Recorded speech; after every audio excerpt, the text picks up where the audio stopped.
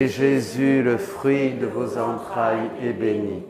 Sainte Marie, Mère de Dieu, priez pour nous pauvres pécheurs, maintenant et à l'heure de notre mort. Amen. Marie, Mère de Jésus, est reine du royaume de la divine volonté. Vous avez ce livre que je vous conseille. Voilà, je vais le mettre ici, là.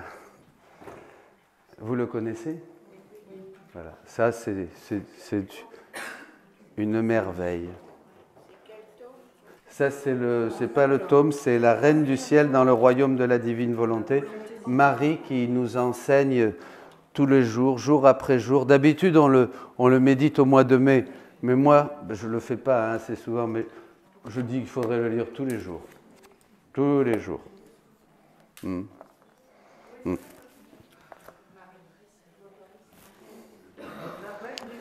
Dans le royaume de la divine. Voilà.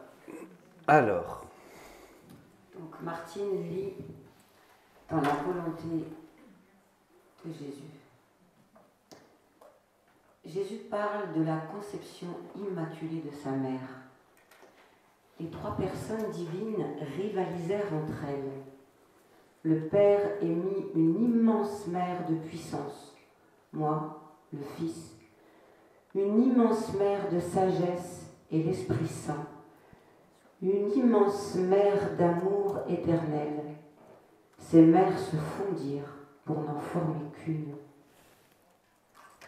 Dans le volume 15, voyez, le Père, c'est la puissance, le Fils, c'est la sagesse, l'Esprit, c'est l'amour.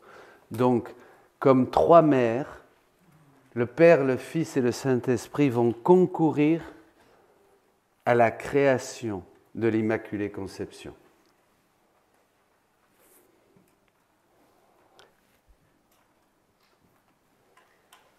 En son milieu, la Vierge fut conçue. La divinité veilla à la substance de cette conception. Aussi, dès sa conception, je lui ai donné l'usage de la raison et l'ai enrichi du don de toutes les sciences. Je lui ai permis de connaître nos joies, de même que nos peines au sujet de la création. Donc, dès sa conception, l'âme de Marie avait l'usage de la raison, l'intelligence. Elle connaissait les joies, les peines de Dieu, le plan de Dieu. Marie savait tout, sauf que ça allait être, elle, la mère du Rédempteur. Ça lui a été caché.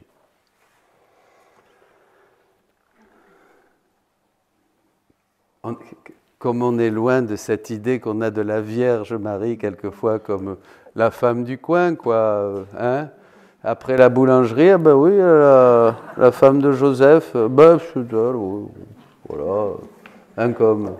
Non, mais déjà, rien qu'on pense au niveau de la convenance, c'est une absurdité, c'est une stupidité même. Vous voyez? Mais l'humanisme, hein, et puis même des mouvements à l'intérieur même de l'Église, hein, ont voulu et se sont efforcés de réduire, vous voyez, le mystère de l'incarnation, le mystère de la Vierge Marie et de Jésus, bah voilà, et puis même on va à la messe, c'est du pain béni. Ouais. Bon. Dès le sein de sa mère, elle venait au ciel, au pied de notre trône nous embrasser, nous offrir son amour réciproque et ses tendres baisers. Jésus mentionne les joies, les sourires et les enchantements des personnes divines. Jouissant de cet amour qui nous enchantait, nous l'avons faite reine du ciel et de la terre.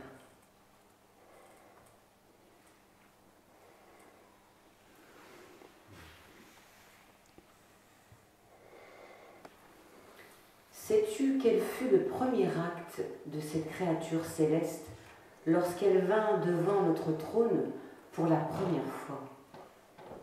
Elle savait que toutes les méchancetés des hommes venaient de la rupture entre leur volonté et la volonté du Créateur. Elle frémit, et sans perdre de temps et sans hésiter, elle déposa sa volonté au pied de notre trône. L'épreuve de Marie. Elle a vécu l'épreuve comme tous. Elle a vu les conséquences de tout ce qu'allait faire la volonté humaine. Elle a tout de suite, même pas pris une respiration, elle a pris sa volonté, elle l'a mis au pied de la Trinité, sans jamais plus s'en servir. Elle l'avait, mais comme ne s'en servant pas. Et c'est à ça que nous devons arriver. On garde notre personnalité, on garde notre volonté, c'est nous qui allons choisir, mais nous allons choisir Dieu.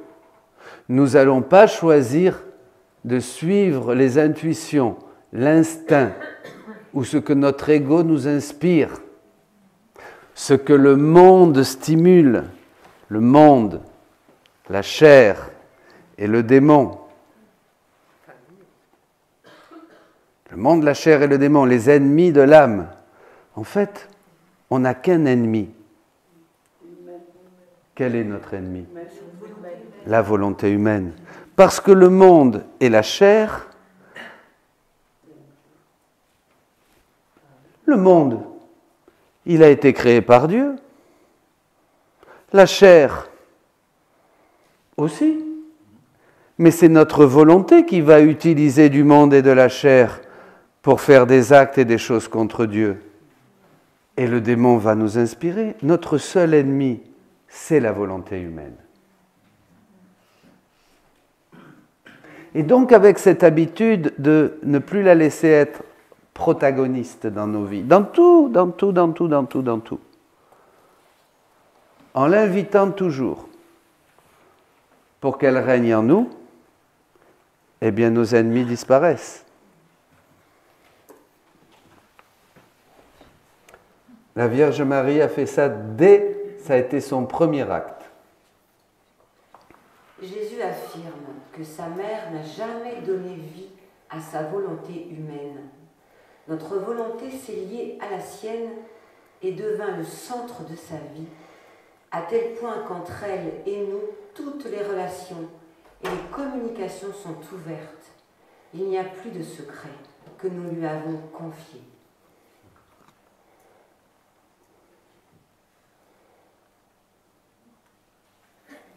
Jésus mentionne ensuite le deuxième acte de la Vierge, qui a offert par amour sa totale disponibilité pour tout sacrifice demandé. Son troisième acte a été de restaurer la gloire et l'honneur de la création que l'homme leur avait enlevé en faisant sa propre volonté.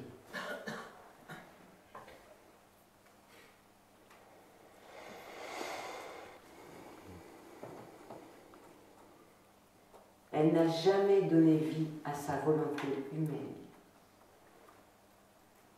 Aide-nous, Vierge Marie, en ce jour où nous te célébrons, Mère de Dieu, Mère des hommes. Aide-nous à ne plus laisser vivre notre volonté humaine, séparée de la volonté de notre Créateur, de notre Jésus bien-aimé et de la tienne que tu as en commun avec eux.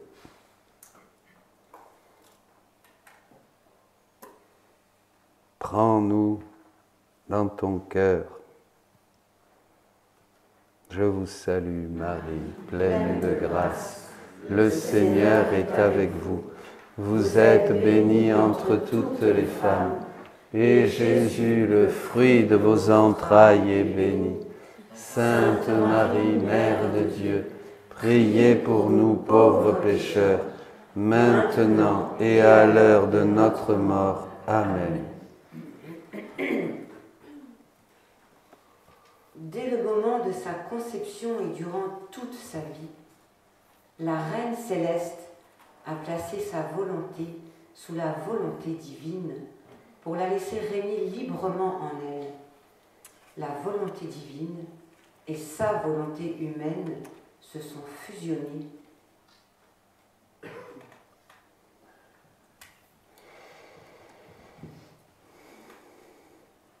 Dès que nous nous fondons, que nous nous fusionnons, ce sont les deux mots.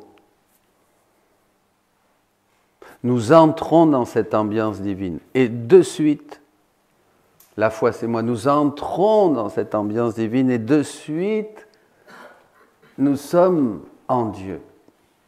Et Dieu peut agir en nous. Vous voyez ce petit acte? En fait, c'est l'acte qui commence la prière. On ne peut pas prier si on n'est pas en Dieu. Et on est en Dieu par cet acte que Jésus appelle l'acte le plus solennel que la créature peut faire, se fondre en lui.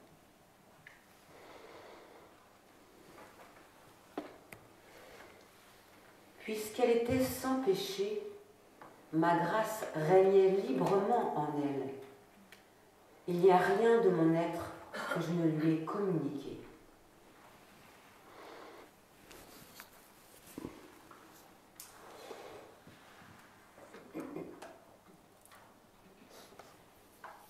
Jésus parle de sa mère très sainte. Dans le volume 23. Fille de la lumière, en qui aucune tache n'est entrée à cause de la divine volonté qui l'investit. La substance de tous ses biens, de sa grandeur, de sa beauté, de sa souveraineté était qu'elle possédait le royaume de la divine volonté.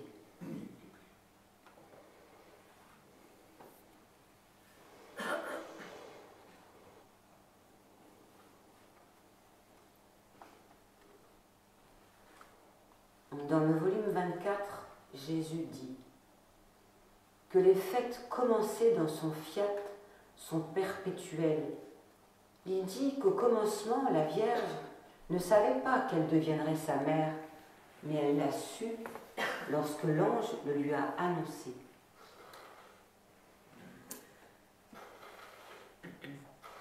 Quelle belle ronde! Nous retournons à l'Annonciation et nous donnons à la Vierge Marie cette joie, cette surprise, ce qu'attendait Israël, ce qu'avaient annoncé les prophètes, cette Vierge qui devait enfanter l'Emmanuel, Dieu avec nous. C'était toi. Quelle surprise, quel bonheur et quelle crainte révérentielle aussi. Nous prenons cela et nous te l'offrons encore, Vierge Marie. Et nous donnons à l'ange cette joie d'annoncer, de l'annonce que tu es la mère. Quand il te dit aussi, nous te donnons cette joie et cette parole qui est celle que tu préfères. Le Seigneur est avec toi. La divine volonté est en toi, règne en toi. Le Seigneur est avec toi, c'est ce que préfère la Vierge Marie. Nous te donnons toutes ces joies. Et la joie de Jésus aussi, faites votre ronde. La joie de Jésus qui se fait chair dans le sein de la Vierge Immaculée. Ce bonheur du Père qui a tant aimé le monde, qui nous a donné son Fils unique. Et enfin, après la renaissance de sa divine volonté, qui permettait à Marie d'être mère du Rédempteur, ce plan reprenait sa marche jusqu'à sa finalité. La joie du Père, redonner au Père la joie. Et aussi accompagnons Jésus qui commença à souffrir les douleurs de la passion dès le sein de Marie. Rejoignons Jésus et disons-lui déjà, je serai avec toi partout, dans tous les temps, dans toutes les créatures, dans toutes les générations. Je serai avec toi, mon Jésus, je ne te laisserai pas. Je t'accompagne. Moi, je suis chrétien, je porte ton nom.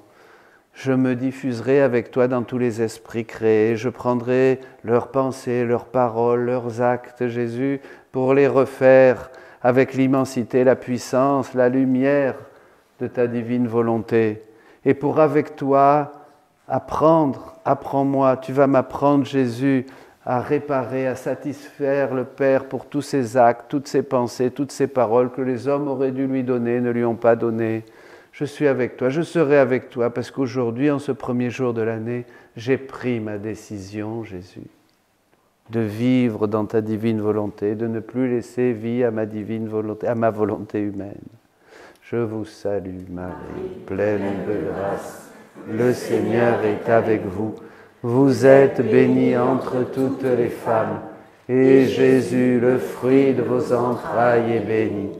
Sainte Marie, Mère de Dieu, priez pour nous pauvres pécheurs, maintenant et à l'heure de notre mort. Amen.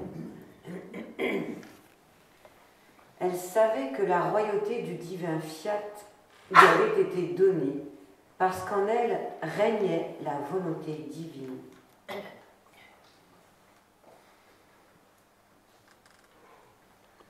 Dans le volume 34, Jésus dit qu'avant de s'incarner, le Père et l'Esprit l'ont regardé avec un enthousiasme d'amour, et Jésus, dans ses flammes d'amour, s'est incarné sans laisser son Père ni l'Esprit Saint.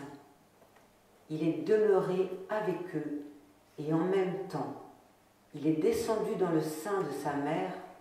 Les trois personnes divines sont inséparables.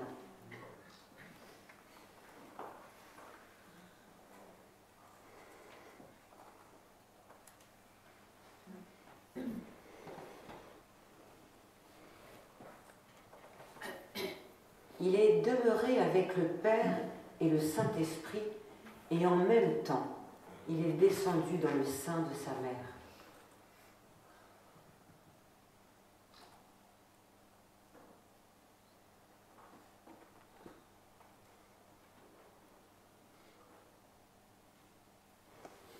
Le Père et l'Esprit Saint sont descendus avec Jésus sur la terre tout en demeurant au ciel.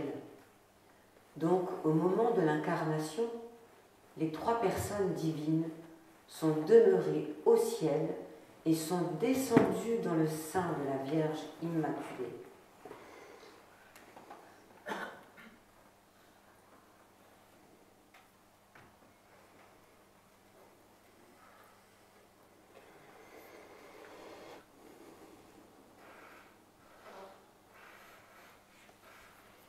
Puisque les créatures en connaissent très peu ou ne connaissent rien de la divine volonté, elles sont presque muettes au sujet de Marie Immaculée.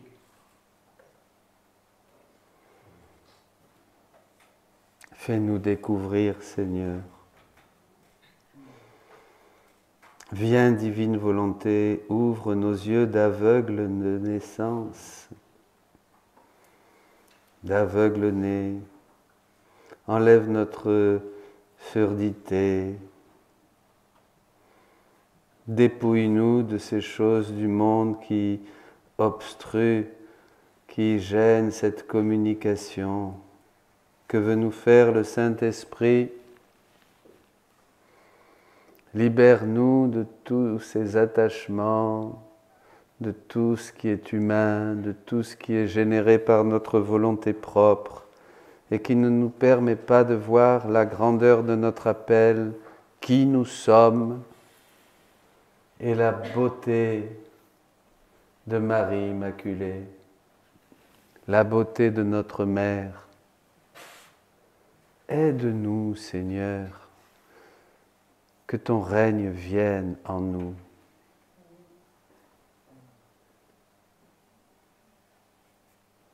Je vous salue, Marie, pleine de grâce.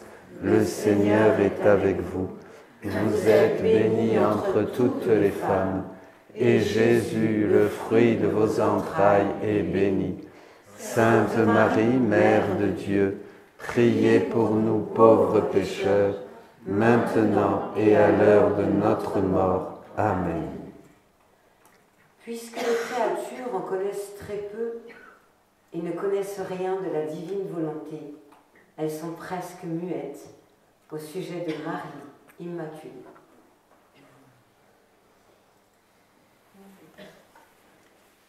Les créatures sont presque muettes au sujet de Marie Immaculée. C'est vrai, nous savons très peu de choses sur la Vierge Marie.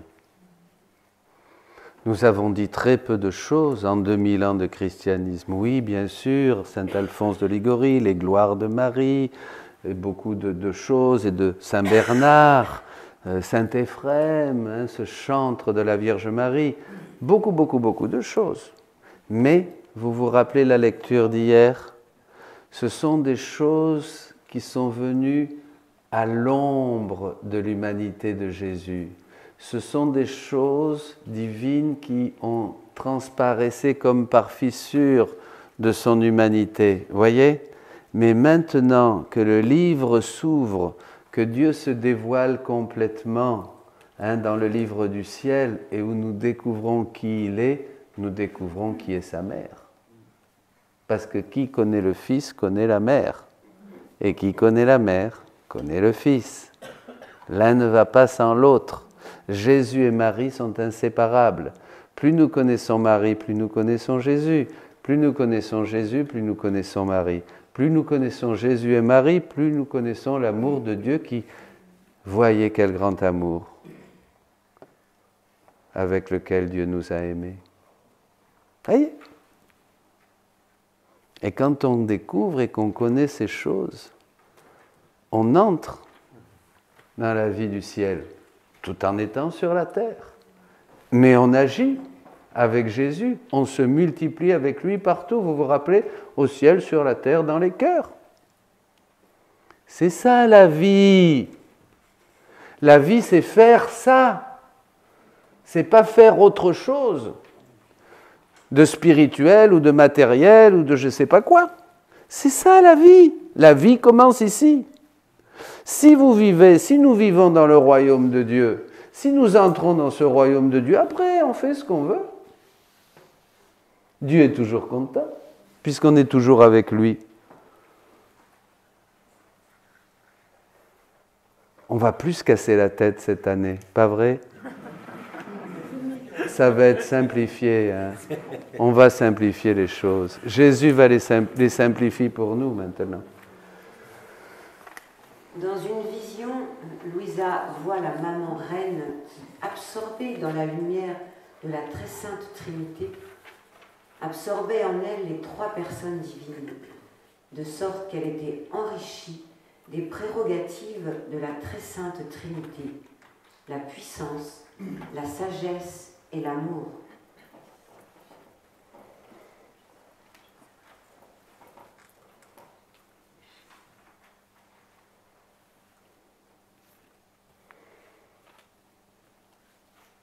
Jésus dit à Louisa, ma fille, les délices et les grâces déversées en elle étaient si grandes et si nombreuses que ce que je suis par nature, ma mère l'est devenue par grâce.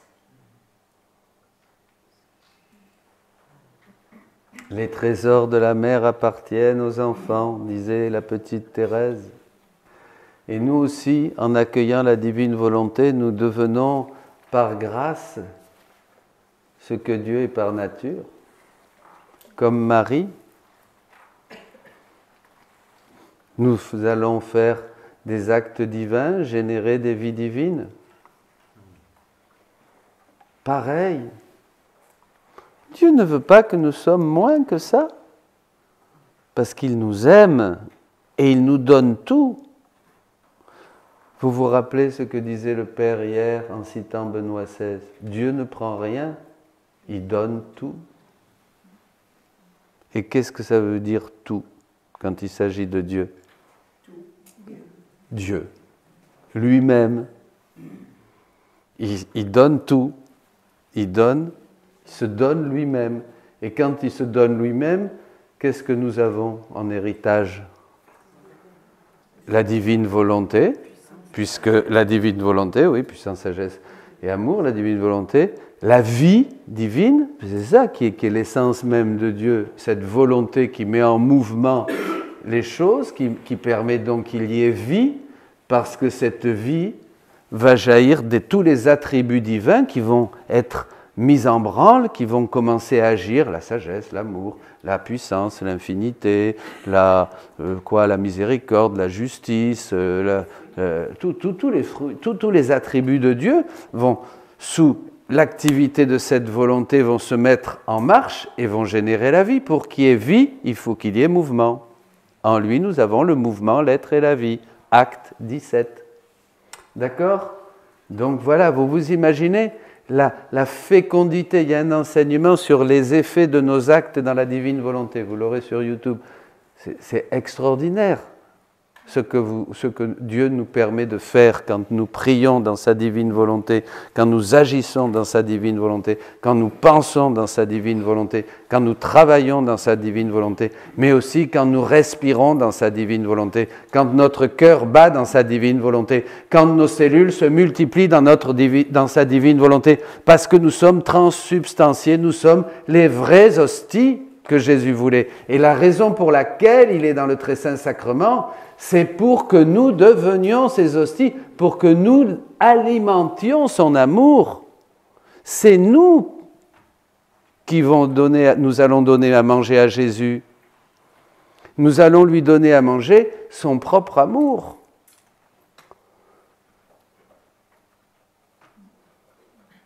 C'est la raison pour laquelle il est avec nous jusqu'à la fin du monde. Pour nous apprendre à l'alimenter, à le nourrir, parce que c'est lui le grand affamé, et nous ne pouvons le nourrir qu'avec son propre amour.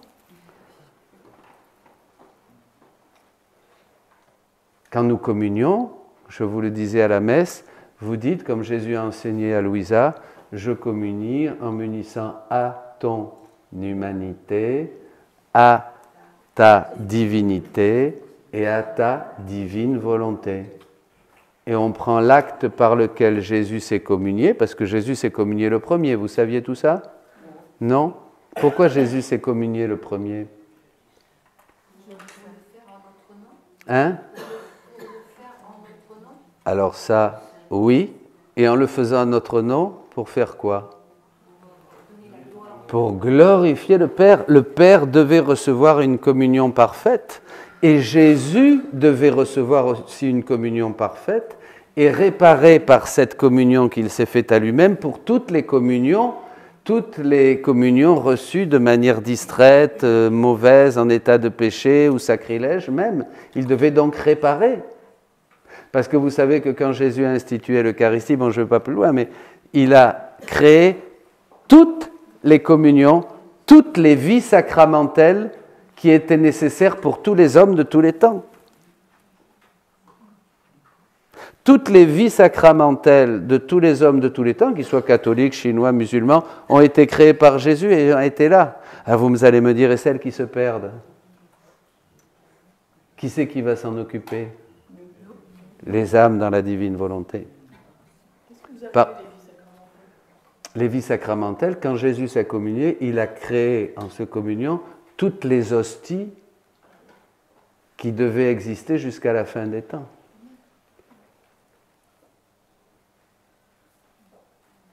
Eh oui, on ne savait pas ces choses. Quand on communie, Je communie, Jésus. Vous allez vous approcher en prenant l'acte par lequel vous vous rappelez tous les mystères de ma vie. Vous vous rappelez le catéchisme 521 hein? Les actes et les mystères. C'est extraordinaire la tradition. Le catéchisme dit ça. Et Jésus dit que tous ces actes sont continuellement offerts pour se donner à nous. Donc vous pouvez vous approprier l'Annonciation. Hier on l'a fait avec la mort de Jésus en croix. C'est ça les rondes. C'est la nouvelle manière que vous allez avoir de prier. Vous commencez la messe au nom du Père, du Fils et du Saint-Esprit.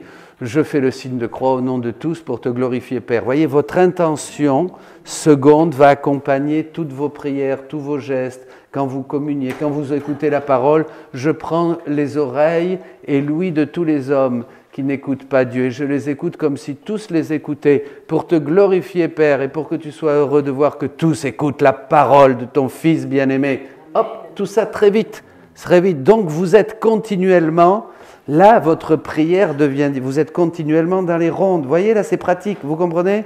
Vous êtes attentif, vous n'allez plus arriver comme ça à la messe, alors qu'est-ce que c'est? Ben tiens, ah ben elle a un beau chapeau elle. Oh ben tiens, ah ben lui, enfin il était chez le coiffeur, bon, c'est bien. Hein, voyez? Et on arrive... non, celui-là. Et celui-là, qu'est-ce qu'il vient faire, là? Hein, tu vois? Hein? Vous voyez? Et là, et puis voilà. Ah, la messe commence. Allez, au nom du Père, du Fils et du Saint-Esprit. Alors, Père, toujours pareil. Le Seigneur soit avec vous et avec votre esprit. Au début de cette Eucharistie, reconnaissons que nous sommes chargés, qu'on fait ce Dieu tout-puissant. Vous voyez? Non, mais c'est vrai. Non, mais attends, j'exagère pas. Même moi. On n'est pas tous comme... Mais bien sûr. Mais même moi... Écoutez, vous savez, je vais vous dire, je parle pour moi. Je parle pour moi quand j'arrive énervé à la messe, parce que ça m'arrive, et ça m'est arrivé, et re-arrivé, avec un problème qui me prend la tête, et je suis... Allez, alors on fait semblant, là. J'ai l'aube, ça aide, hein, l'habit fait le moine. Au nom du Père, du Fils et du Saint-Esprit.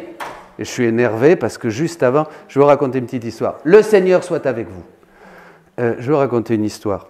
Pendant le Covid, j'arrive à la messe. Alors là, en plus, c'est parce que j'ai des choses qui sont plus humaines. Alors là, j'arrive à la messe bien recueilli.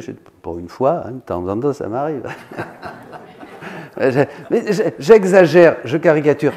Mais il y a du vrai. Il faut caricaturer le prêtre. Ne me dites pas que vous arrivez toujours à la messe, à baigner dans la onction du Saint-Esprit avec les petits anges qui volent à droite à gauche et dans la divine volonté comme ça. Ben non. Bon. Parce que dès qu'on force un peu, qu'on caricature, il faut caricaturer, il faut montrer un peu. Il faut de l'humour aussi. Alors, il y en a qui tout de suite prennent ça d'une manière primaire sur Internet, vous voyez, et là, on reçoit des boulets de canon. Ah bon, alors évidemment, il faudrait tout expliquer. On ne faut plus être drôle, il ne faut plus caricaturer, il ne faut plus prendre d'images, il faudrait être comme un robot.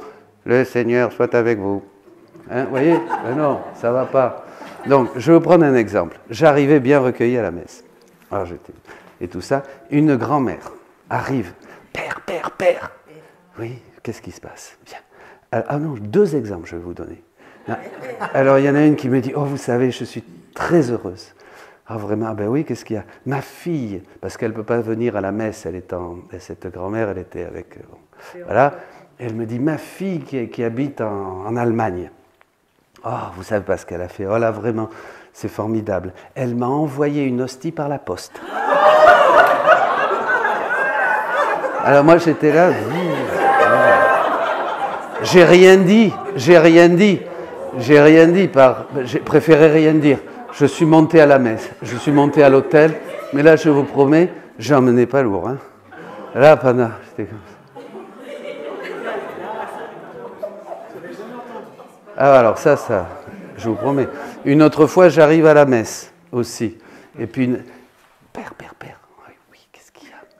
C'est tout réglé pour votre maladie. Quelle maladie? Ben, elle s'était fait arnaquer sur Internet. Le père Dominique a besoin de 900 € pour la... On a été acheter les tickets, je sais pas, vous voyez ce que je veux dire? Et elle avait payé 900 €. Je dis, mais quelle maladie? Mais on a tout payé, vous inquiétez pas pour vos soins, père. Mais quels soins? Et alors, elle me raconte. Alors, je monte à la messe encore. Après, j'ai décidé que c'est fini. Ne me parlez pas, hein. Ne venez pas me voir avant la messe. Non, voilà, tout ça pour dire, mais on revient à nos moutons. On parlait, une dame m'a dit, des choses pratiques. Mais voilà, comme les choses pratiques, vous voyez? Alors, quand on va vivre dans la divine volonté et qu'on va apprendre, parce que c'est quand même très difficile d'être recueilli, ce que Thérèse appelle le recueillement actif, d'être toujours... On est agité par le monde, vous arrivez, le gars qui voulait se garer à votre place, vous lui avez pris la place sans faire du tout exprès, vous ne l'aviez pas vu, il vous insulte avant la messe. Moi, j'ai eu ça aussi. Hein. J'ai eu ça avant un qui m'a dit une chose épouvantable. Évidemment, je cherchais mon chemin. J'étais perdu dans un bled. Vous savez, ça vous est jamais arrivé? Vous êtes là, vous regardez, mais où c'est? Alors, WhatsApp, Waze, là, ça ne marche pas. Bon, alors vous vous arrêtez parce que à droite, à gauche. Et alors, qu'est-ce que tu fais? Voilà, je ne dis pas. Hein. Ça fait mal.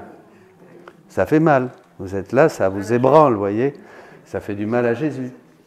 Bon. Donc, on n'est pas toujours. Mais là, voyez ce que vous pouvez faire. Hop, vous réparez. Vous arrivez à la messe, vous avez une intention.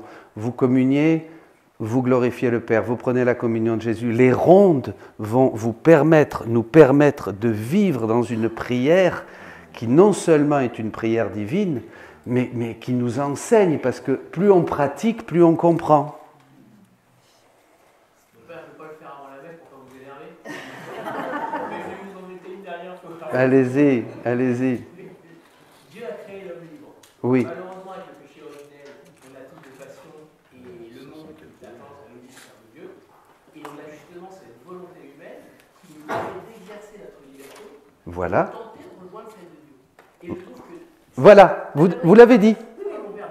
Tenter rejoindre celle de Dieu. Mais exactement. Et en fait, autant je suis complètement d'accord et je comprends ce que vous dites, autant je trouve ça dommage qu'il y ait la négation de la volonté humaine. Il me paraît pour moi hyper important. Il n'y a pas de négation de la volonté humaine. Oui, mais quand même. Pas du tout, mais demandez. Pas du tout. C'est peut-être de la volonté, mais vous répétez quand même. De nombreuses fois, il faut complètement dissoudre, annihiler, anéantir la volonté humaine. Non. Ben, vous voyez, vous êtes le seul. Mais alors, annihiler, mais en tout cas, il y a quand même, à plusieurs reprises, vous dites qu'il faut abandonner sa volonté humaine pour la France. Non, non, c'est pas. D'abord, c'est pas moi qui dis ça. Et quand je le dis, j'essaye d'expliquer ce que Jésus veut nous faire comprendre. Pas du tout, au contraire, il veut que ma volonté, comme celle de Jésus, comme la volonté humaine de Jésus, accepte jusqu'à la croix pour ressusciter. Si nous mourons avec lui nous ressusciterons. C'est l'enseignement de l'Évangile, il n'y a rien. Notre volonté doit être vidée de ce qui est humain. Mais elle reste la volonté de... Vous vous appelez ? Olivier, et la mienne de Dominique. Mais je vais la vider de mes cochonneries, pas des bonnes choses. Les bonnes choses vont être quand même reboostées par la divine volonté pour être vraiment avec une finalité divine et divine. Mais enfin, les bonnes choses, disons que, voilà, je pose les actes bons, dit Jésus au pied de la Trinité, et les mauvais, on les refait. Parce que cette volonté, au départ, elle était faite pour contenir Dieu. Voilà. Il y a eu le péché, elle s'est vidée, Jésus est venu pour nous donner la grâce du Saint-Esprit à travers les sacrements, la parole de Dieu et tout un tas de choses, pour nous remplir de l'Esprit Saint, comme dit l'apôtre. On s'est rempli un peu avec les vertus, et maintenant il va nous donner la dernière couche, la vie dans la divine volonté, où le Saint-Esprit, dit Jésus, fait déborder et déverse absolument, transmet toute son œuvre, toute la finalité, en nous faisant le don de la divine volonté, ce qui est un nouveau baptême, et c'est la nouvelle Pentecôte. À votre santé.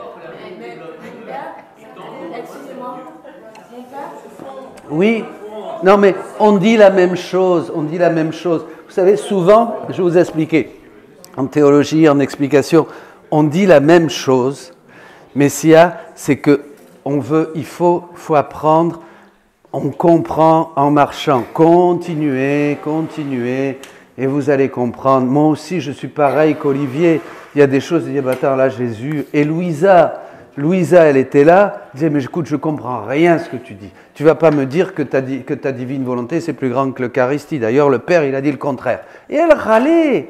Mais qu'est-ce que tu me racontes, là, Jésus ? Tu blagues avec moi. Tu blagues avec moi. Ah oui, tu blagues avec moi, Jésus. C'est normal. Donc, il ne faut pas vouloir tout comprendre tout de suite.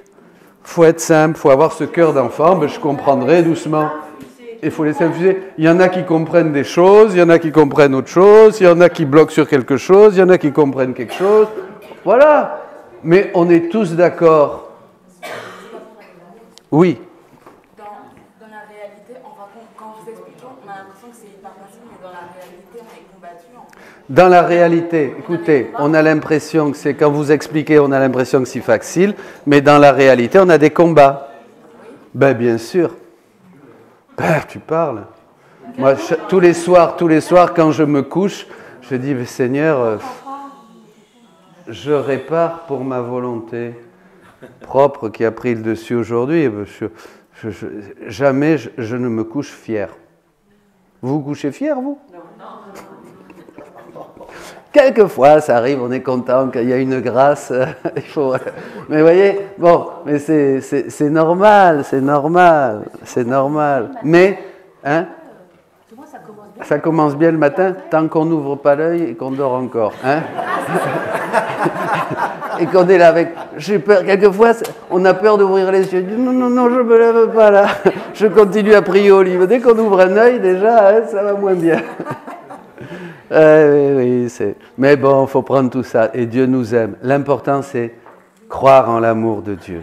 Hein, croire que Dieu nous aime, c'est ça, comme on l'a lu. Et je prends ma décision, Seigneur, avec ma pauvre petite volonté humaine, de vivre tous mes actes d'aujourd'hui dans ta divine volonté, de faire vraiment ce qui te plaît, Seigneur, hein, avec cette paix du cœur. Bon, il est 11h. On va voir combien il reste de diapos, là. 22.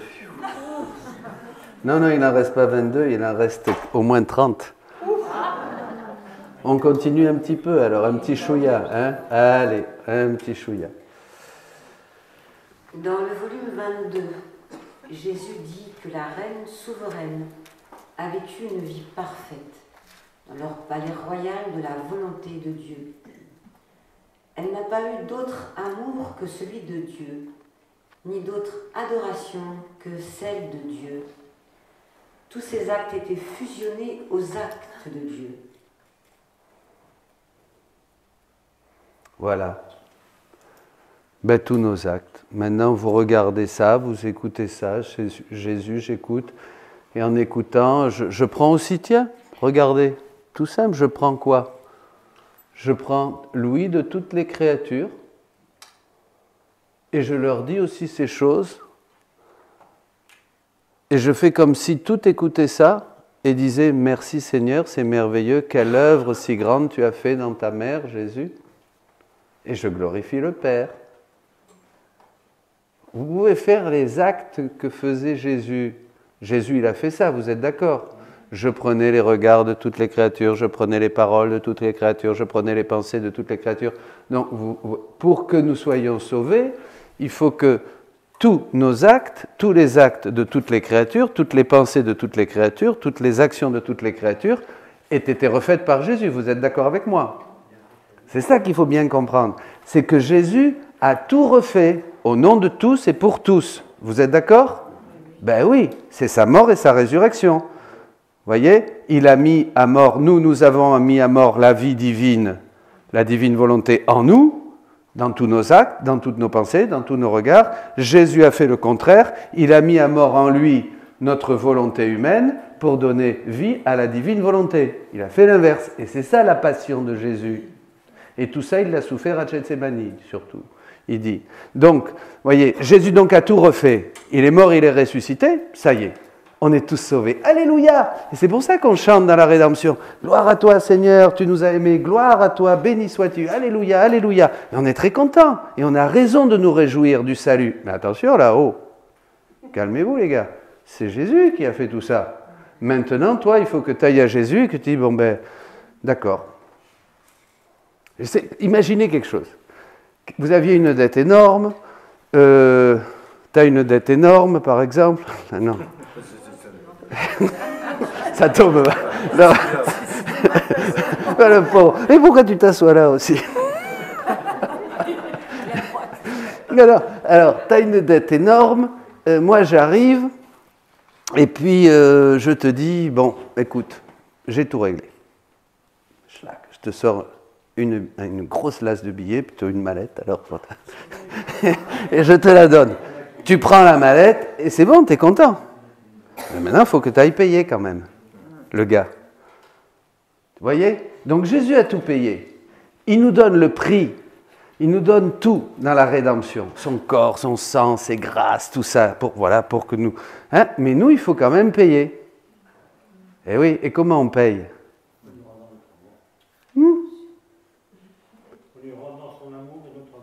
Oui, d'accord. Comment on fait? Oui, d'accord, mais au niveau de l'évangile, prends ta croix et suis-moi. Alors Jésus, il dit, ah bon, tu es d'accord? Comment vous appelez? Gérald. Bon, ben Gérald, tu es d'accord? J'ai tout payé? tu prends les sous, tu veux payer? Tu veux payer? Tu vas donner les sous à celui à qui tu dois. Moi, j'ai tout payé. Mais il faut quand même, maintenant, je te donne les sous, mais tu vas lui donner. Hein? Bon, eh bien, viens, prends ta croix et suis-moi. Et toi, là, tu vas suivre Jésus. Et où va t'amener Jésus? Oui, par où? Hein? Oui, au paradis. Là, c'est bien, tu vois, là, c'est la théologie, là.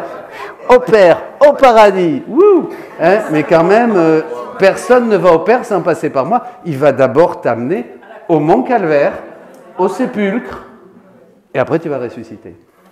Vous voyez, c'est extraordinaire, ça. Et c'est d'une beauté. Là, on comprend, et vous allez voir que plus vous allez découvrir le livre du ciel, plus vous allez comprendre tout le panorama de la rédemption. Comme je dis, ce n'est pas un message comme le message de saint ceci ou de saint cela, qui sont très bien, qui nous ont aidés, et qui font partie, même les messages de Marie, hein, tous les messages de Marie. Louisa, ce n'est pas un message. C'est une révélation privée, mais ce n'est pas un message seulement. C'est une œuvre de Dieu, celle qui est l'achèvement de tout et le fruit de toute la rédemption. Padre Pio disait, Louisa, ce n'est pas une œuvre humaine, c'est une œuvre divine. Et un jour, le monde entier sera rempli de Louisa. Disait Padre Pio qui habitait à 1 heure. D'accord? Donc ça c'est bien. Mais toutes ces choses, là on va vite, mais c'est important que vous entendiez cela, parce que ça va descendre. Ça va descendre. Au fil de la lecture, vous allez dire, ah tiens, ça j'ai compris. Moi je m'aperçois, on comprend toujours plus. C'est fou. Vous savez, dans le livre du ciel, dans la divine volonté, on va toujours plus loin. C'est sur une mer. C'est pour ça que c'est très difficile que quelqu'un nous guide, parce que Jésus dit, personne ne peut vous guider dans la divine volonté. Même quelqu'un qui est dans la divine... Bon, quelqu'un qui n'est pas dans la divine volonté va vous donner des conseils, tout ça, bon, comme un guide. Mais dans la divine volonté, personne... Je ne peux même pas moi vous guider, je peux vous parler comme ça.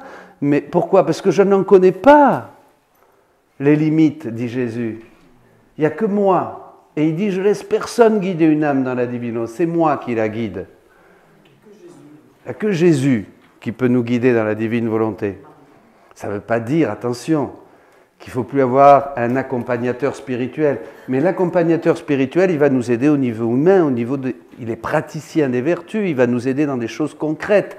Mais dans la divine volonté, même quelqu'un qui est dans la divine volonté, je vais te dire, lis et tu vivras. Hein? Que c'est beau. Oui. Excusez-moi, est-ce qu'on peut dire qu'en fait, la pierre d'achoppement qu'on a, toujours par rapport à... C'est la volonté humaine. C'est parce qu'on associe notre volonté humaine à une liberté qui en fait... Oui, même pas, parce qu'on sait que la liberté... Jésus dit que ne pas retourner dans le labyrinthe de la volonté humaine. Dès que tu es dans la volonté humaine, tu es triste, tu es angoissé, tu as peur, tu ne sais pas quoi faire, tu es dans l'obscurité. La volonté humaine nous amène que de la confusion, que des choses négatives, parce qu'elle ne peut pas fonctionner sans Dieu. Peut-être que tu vas te construire au niveau humain par des pratiques, par du développement humain, où tu vas arriver à être une championne de la définition d'un objectif, savoir retrouver en toi des ressources pour pouvoir parler à quelqu'un, être ferme, lui montrer une apparence de sûreté, de fermeté qui va permettre de gagner. Mais tout ça, c'est humain. Peut-être que tu peux avoir des talents de constructeur, d'architecte, de négociateur, mais tout ça c'est humain. Tout ce qui est humain, pas un atome d'humain entrera dans ma divine volonté, dit Jésus. C'est incompatible. Mais par contre, si cette volonté humaine, je dis Seigneur, viens comme au début. Dieu a créé la volonté humaine comme un vase vide, nous dit Jésus, pour qu'elle soit remplie par la divine volonté. On ne peut pas, la volonté humaine, Dieu, l'homme, n'est pas fait pour vivre sans Dieu, point barre. L'homme n'est pas fait pour vivre sans Dieu. Nous sommes faits pour Dieu. Ton cœur n'aura de repos tant qu'il ne reposera pas en Dieu, dit saint Augustin. Tu me cherches au dehors et j'étais à l'intérieur de toi. On est fait pour Dieu. On ne peut pas vivre sans Dieu. Sans Dieu, nous poussons toute la création et le monde qui existe à des bestialités, à des absurdités, à des choses horribles. L'homme est un être, est un projet divin. Ça, on le verra. L'homme est un projet divin. Tant que nous ne laissons pas la divine volonté régner en nous, nous restons à l'état de projet. À partir du moment où la divine volonté va régner en nous, le projet va s'accomplir et l'homme va arriver à la finalité, au but, au rang, à la finalité, au but pour lequel il a été créé. Comment on sait si on est dans la divine volonté ou pas? On peut poser un acte, une intention, mais évidemment notre volonté, j'imagine qu'elle ne part pas comme ça. J'y suis ou j'y suis pas. Voilà. Il y a un enseignement. Il y a 8.